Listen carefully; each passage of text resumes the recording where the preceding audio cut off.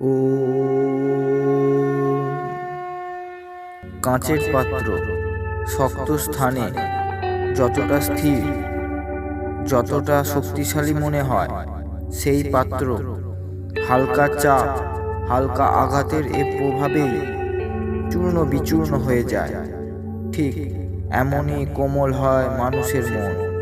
সেই জন্যই তো বলা হয়, মনকে নিজের বশে রাখা, তাকে ভারসাম্যে রাখা এই সংসারের সব থেকে কঠিন কাজ।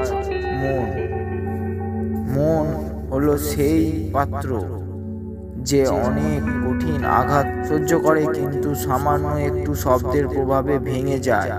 সেই জন্য নিজের মনকে এতটাই কঠোর করে তুলুন যে কোনো রকম বিপরীত বিচার আপনার হৃদয়ে পর্যন্ত পৌঁছতেই না পারে। ও